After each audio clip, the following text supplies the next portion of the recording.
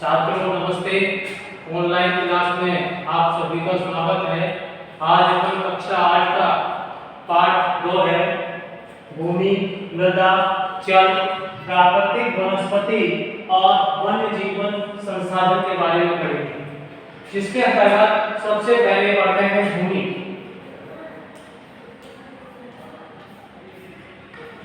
यानी कि भूपृष्ठ का जो क्षेत्रफल है उसके 30% भाग पर भूमि है। यानी कि भूपृष्ठ का जो क्षेत्रफल है उसके 30% भाग पर भूमि पाई जाती है। और भूमि एक प्राकृतिक संसाधन है। भूमि को किसी ने बनाया नहीं है, इसलिए इसको प्राकृतिक संसाधन भी कहते हैं। अब है भूमि का उपयोग। भूमि का उपयोग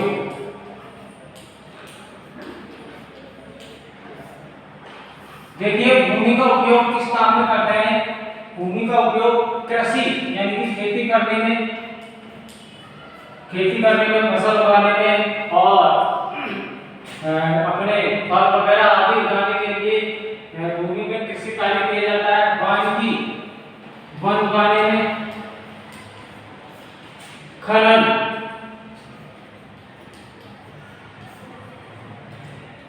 सड़क,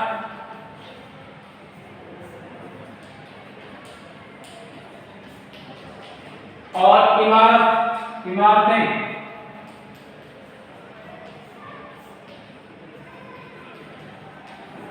आदि कामों में भूमि का उपयोग किया जाता है। यानी कि भूमि का उपयोग कृषि, वानिकी, खनन, सड़क बनाने और इमारतें बनाने आदि में भूमि का उपयोग किया जाता है। अब है भूमि के प्रकार। मुख्य रूप से भूमि स्वामित्व के आधार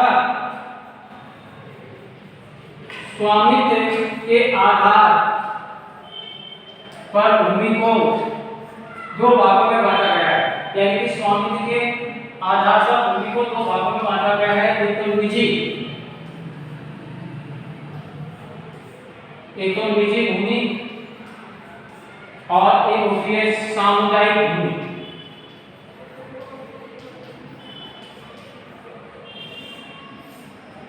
सबसे पहले है निजी भूमि।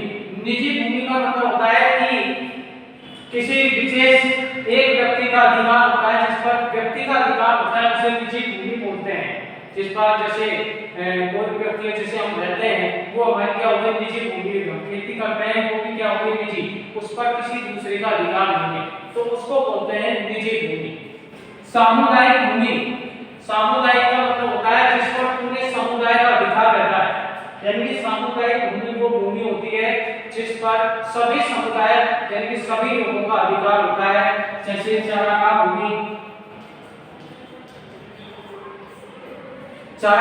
होती है जहां पर पशुओं को, वह सार्वजनिक विस्तार पर जहां पर सभी लोग अपने पशुओं को चरा सकते हैं, उसको सामुदायिक भूमि के नाम से भी जाना जाता है।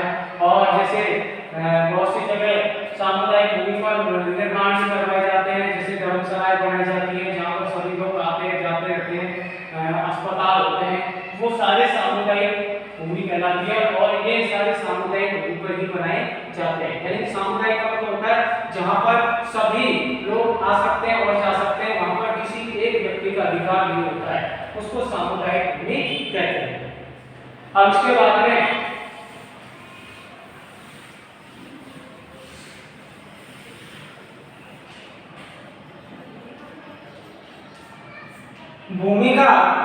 भूमि और जलवायु के आधार पर जनसंख्या का वितरण भी क्या पाया जाता है? असमान पाया जाता है। यानी कि भूमि और जलवायु,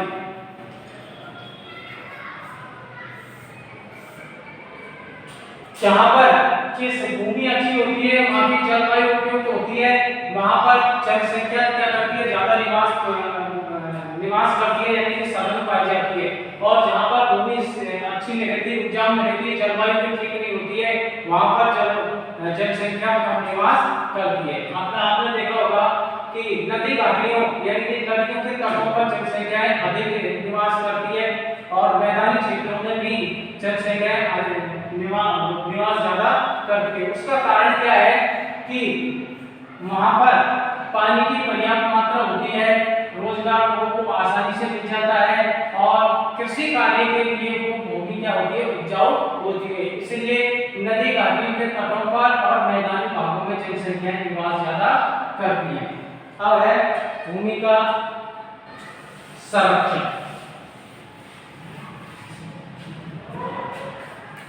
पहले तो पढ़ रहे हैं कि भूमि का जो नुकसान हो रहा है वो किसके कारण हो रहा है। एक तो है, देखिए, बढ़ती हुई जनसंख्या और लोगों की यानी कि लोगों की मांगों के लिए हमारे जो जंगल हैं और वन हैं उनको क्या किया जा रहा है, काटा जा रहा है। यानी कि उसको कृषि कार्य अधिक किया जा रहा है और वनों को काटा जा रहा है, जिसके कारण भूमि की गुणवत्ता क्या होती जा रही है, नष्ट होती जा रही है। इसके लिए हमें हमारी जो इमारतें हैं, भवन है, वो ऐसी जगह पर बनाई जानी चाहिए जहां वो जगह खाली पड़ी हो और कृषि कार्य के लिए योग्य नहीं हो। ऐसी जगह पर हमें हमारे क्या बनाने चाहिए, घरों को बनाने चाहिए, जिससे कि जो बची हुई जमीन है वो कृषि कार्य आसानी से किया जा सके। और इसके कई कारण ये है, जैसे अत्यधिक कीटनाशकों का प्रयोग, अत्यधिक दवाइयों का कीटनाशक दवाई है उनको प्रयोग करने के कारण भूमि क्या होती जा रही है, खराब बंजर भूमि होती जा रही है। अतिचारण के कारण बाढ़ है, बाढ़ के कारण भी वह भूमि क्या हो जाती है, अपरदन हो जाता है, जिसके कारण उपजाऊ भूमि आगे बढ़कर चली जाती है। अब इसके बाद में है मृदा।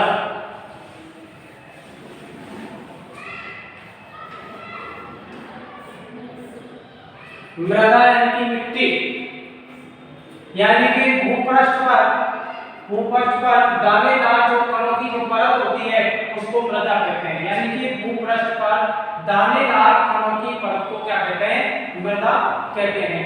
और इस मृदा का निर्माण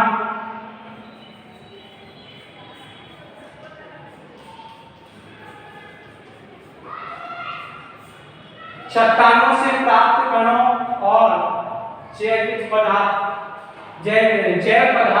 और भूमि पर यानी कि भूमि पर पाए जाने वाले खनिजों से इस मृदा का निर्माण हुआ है। मृदा का निर्माण मुख्य रूप से दो कारक हैं, एक तो है जलवायु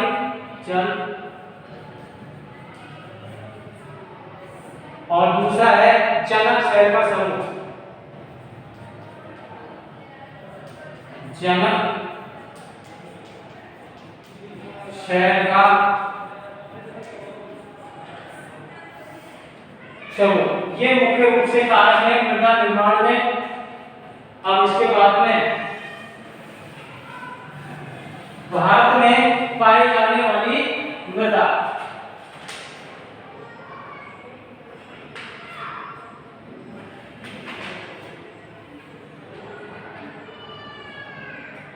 भारत में मुख्य रूप से मृदा पाई जाती है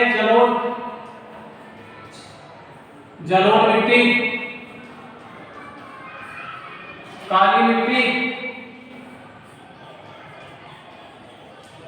लेटेराइट मिट्टी,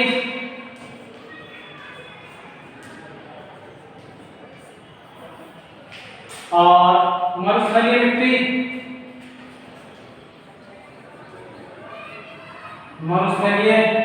और इसके बाद में पर्वतीय। भारत में मुख्य रूप से ये इस प्रकार की मिट्टी पाई जाती है, जलोढ़ मिट्टी, काली मिट्टी, लेटेराइट मिट्टी और मरुस्थलीय मिट्टी और पर्वतीय मिट्टी।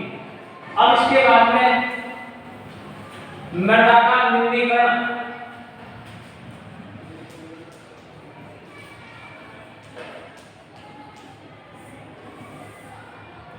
मृदा का निम्नीकरण के लिए मुख्य रूप से मानवीय और प्राकृतिक दोनों ही कारण हैं जो इस मृदा को छीण कर रहे हैं, जिसके कारण वह मृदा कैसी होती है, बंजर मृदा होती जा रही है। उसके कारण ये है कि एक तो अपन जैसे खेतों में जो दवाई देते हैं, उस दवाई के कारण, अत्यधिक दवाई देने के कारण वो भूमि कैसी हो जाती है, उसकी भूमि की उर्वरक शक्ति क्या हो जाती है, लंबे समय तक के लिए नष्ट हो जाती है। इसके बाद में है अत्यधिक पशुचारण, यानी कि अत्यधिक पशुओं को चराया जाता है, जिसके कारण भी वह मृदा कैसी हो जाती है, बंजर होती जाती है। और भी देखिए और भी कई कारण हैं जिसके कारण ये मृदा का निम्नीकरण हो रहा है। इसके लिए इसके बचाव के लिए हमें मृदा में कम से कम जैविक खादों का प्रयोग करना चाहिए, रासायनिक खादों का प्रयोग कम से कम करना चाहिए और अत्यधिक पशुचारण को रोकना चाहिए और जगह जगह पर वनों को लगाना चाहिए जिससे कि इस मृदा के निम्नीकरण को रोका जा सके। अब इसके बाद में है जल।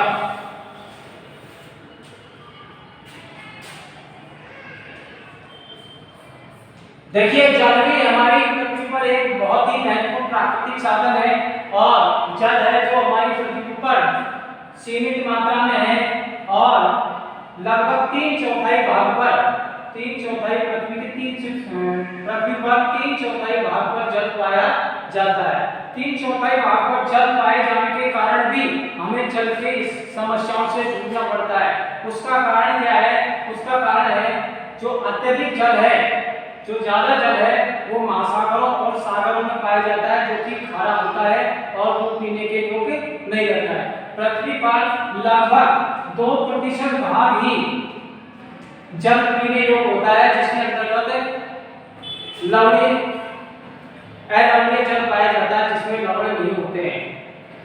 इसमें से 70% भाग जल का वो बर्फ के रूप में पाया जाता है, यानी कि अंटार्कटिका महाद्वीप वगैरह में इस जगह पर 70% जहाँ पर बर्फ जमी रहती है ये बर्फ के रूप में 70% भाग जल पाया जाता है। लेकिन केवल 1% भाग पर भूमिगत जल पाया जाता है जिसके कारण ये जल की समस्या आ रही है। और भी इसके कई कारण हैं जैसे जल प्रदूषण यानी कि जल में अवांछित तत्व मिल जाने के कारण कुछ अवांछित तत्व मिल जाने के कारण वह जल प्रदूषित हो जाता है। अब जल प्रदूषित होने के कई कारण हैं जैसे आपने देखा होगा नदियों पर लोग क्या करते हैं अपने जानवरों को मिलाते हैं जिसके कारण वो जल क्या हो जाता है, खराब हो जाता है और प्रदूषित हो जाता है। और जो कल कारखाने होते हैं उनसे जो केमिकल निकलते हैं उन केमिकल को नदी की तरफ छोड़ दिया जाता है जिसके कारण भी वो जल प्रदूषित होता है। और कूड़े जो प्रकट होते हैं उनको लोग क्या करते हैं कि नदी तालाबों में फेंक देते हैं जिसके कारण भी क्या हो जाता है, जल दूषित हो जाता है। ये जल प्रदूषण के क्या है कारण है। अब जल प्रदूषण को रोकने के उपाय। जल प्रदूषण को रोकने के उपाय। देखिए जल प्रदूषण को रोकने के अनेक उपाय हैं। इसके लिए सरकार भी काफी प्रयास कर रही है और हम लोगों को भी जल के महत्व के बारे में सभी लोगों को क्या करना चाहिए, समझाना चाहिए। और जो नदी तालाब में कूड़े करकट को और अपने जानवरों को नहीं लगाना चाहिए। और इसके अलावा जैसे कि औद्योगों में जो केमिकल निकलते हैं उन केमिकलों को नदियों के अंदर नहीं जाने देना चाहिए। इसके अलावा और भी कई चीज हैं जैसे कि हमारे यहाँ भारत में जो खेती है वो पानी पर ही निर्भर होती है। जहाँ पर पानी अधिक होता है वहाँ पर खेती कार्य अधिक किया जाता है। लेकिन आपने देखा होगा नहरों में कई बार क्या होता है, रिसाव हो जाता है जिसके कारण वो जल ग्रहण में बहने लग जाता है। तो हमें जो सिंचाई करने वाली नहरें हैं जो बीच में से जैसे टूट जाती है या रिसाव हो जाती है उन रिसावों को रोकने के लिए उन नहरों को अच्छी तरह से पक्का करना चाहिए। और अधिक तरह सिंचाई के उपयोग में स्प्रिंकलर का उपयोग करना चाहिए जिसके लिए कि पानी व्यर्थ में मिल जाए और वो पानी फसलों को आसानी से लग सके। इसके अलावा जहाँ शुष्क यानी सूखे क्षेत्रों में अधिक तरह ड्रिप और टपकन विधि का प्रयोग करना चाहिए जिससे कि उस जल को रोका जा सके, यानी व्यर्थ बह रहा है उस जल को आसानी से रोका जा सके। इसके अलावा आपने देखा होगा आज दुनिया के अंदर एक विकट समस्या जल के ऊपर हो रही है जैसे कि जनसंख्या निरंतर बढ़ रही है। पहले 105 आदमी थे, आज 10 हैं। पहले पानी इतना आता था, 10 को ज्यादा आवश्यकता पड़ेगी एक तो जनसंख्या निरंतर बढ़ रही है, तो हमें जनसंख्या को रोकने का प्रयास करना चाहिए और लोगों को समझाना चाहिए। और जनसंख्या जैसे बढ़ रही है तो लोगों की मांगे भी क्या होती जा रही है, बढ़ती जा रही है। जैसे पहले कम पानी की आवश्यकता थी, जनसंख्या बढ़ रही है तो पानी की मांग क्या होने लग गई, बढ़ने लग गई। और आज जनसंख्या इतनी बढ़ गई कि पानी की सभी जगह पर एक विकट समस्या होने लगी। और इसके लिए हमें जगह जगह पर क्या लगाना चाहिए, पेड़ पौधे लगाने चाहिए, जिसके कारण उस क्षेत्र में बारिश अच्छी हो सके। अब है इसके बाद में है प्राकृतिक वनस्पति और वन्य जीवन संसाधन।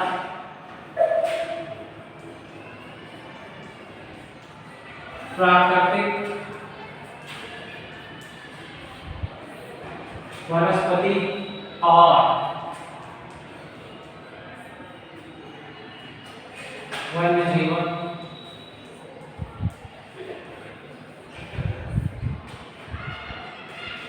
संसाधन। देखिए प्राकृतिक वनस्पति यानी कि प्राकृतिक वनस्पति का मतलब होता है कि प्रकृति के द्वारा जो पेड़ पौधे उग जाते हैं उसको प्राकृतिक वनस्पति कहते हैं। यह भी एक महत्वपूर्ण संसाधन है। आजकल प्रकृति जो प्राकृतिक वनस्पति है उसको लोग क्या कर रहे हैं, जैसे जनसंख्या बढ़ रही है लगातार, तो हमारे प्राकृतिक वनस्पति को क्या कर रहे हैं, नष्ट कर रहे हैं, यानी कि पेड़ों को अधिक मात्रा में क्या कर रहे हैं, काटते जा रहे हैं, जिसके कारण हमारा पर्यावरण जो प्रदूषण है वो क्या होता है, पर्यावरण का प्रदूषण फैलता जा रहा है, जिसके कारण हमें बहुत तरह की समस्याएं हो रही है। अब देखिए वनस्पतियों से जैसे पेड़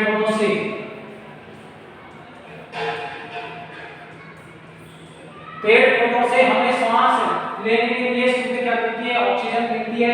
पेड़ों से हमें पौध है, लाख है, लकड़ी है और भी कई चीजें मिलती हैं जो हमारी दैनिक आवश्यकताओं की पूर्ति के लिए काम में आती है। यदि हम इस तरह से इस वनस्पति को नष्ट करते रहेंगे तो आगे आने वाले समय के लिए एक विकट समस्या उत्पन्न हो जाएगी। जैसे वनों को यदि हम काटते रहेंगे तो हमें शुद्ध ऑक्सीजन नहीं मिलेगी। अभी कोरोना काल में आपने देखा होगा कि भारत में क्या विश्व में ही ऑक्सीजन की बहुत ज्यादा समस्या हुई। उसका कारण यही था कि सब जगह पर वनस्पति को क्या किया जा रहा है, नष्ट किया जा रहा है, जिसके कारण लोगों को शुद्ध ऑक्सीजन नहीं मिल रही है। इसके अलावा पौधों से हमें नाक है, गोंद है, फल है, फूल है आदि मिलते हैं, जिसके कारण हमें हमारी आवश्यकताओं की पूर्ति होती है। इसलिए हमें वनस्पति को बचाए रखने के लिए लोगों को जागरूक करना चाहिए और ज्यादा से ज्यादा वृक्ष लगाना चाहिए, जिससे कि आगे आने वाली पीढ़ियों के लिए इस समस्याओं से निपटा जा सके। इसके बाद में है वन्य जीव। इसके बाद में है वन्य जीव। देखिए वन्य जीव आपने देखा होगा, वन्य जीवों को जीवित रहने के लिए वनस्पति होना चाहिए, यानी कि ये जीव जंतु है जो अधिकतर वनों में जंगलों में ही रहते हैं। और इसके अंतर्गत जीव जंतु, कीट और पक्षी ये सभी वन्य जीवों में आते हैं। और इन वन्य जीवों से हमें जैसे चमड़ा है, मांस है और भी दूध है, दही है आदि इन्हीं जानवरों से हमें क्या होते हैं, प्राप्त होते हैं। इसके अलावा जैसे कीट हैं, कीटों में जैसे मधुमक्खी है, मधुमक्खी से हमें शहद मिलता है और वो शहद विभिन्न औषधियों के काम में भी आ जाता है। ठीक है। अब इसके बाद में कई ऐसे कीट होते हैं जो फूलों में परागण का कार्य करते हैं। अब है इसके बाद में इन वन्य जीवों की सुरक्षा के लिए सरकार भी अनेक प्रयास कर रही है।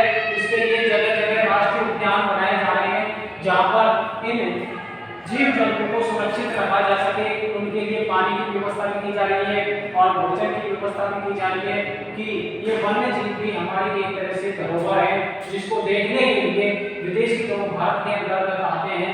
और विदेशी जब लोग आते हैं तो हमारे देश और राज्य की आय में वृद्धि होती है। इसलिए हमें इन वन्य जीवों के जो लोग शिकार करते हैं उन शिकार करने पर रोक लगानी चाहिए, लोगों को समझाना चाहिए और उसके लिए सरकार को कड़े कानून बनानी चाहिए, जिससे कि लोग जो शिकार करते हैं वो शिकार नहीं करें और उनको उचित दंड मिल सके। बस आज इतना ही, अब नेक्स्ट डे में अगला पार्ट पढ़ाएंगे।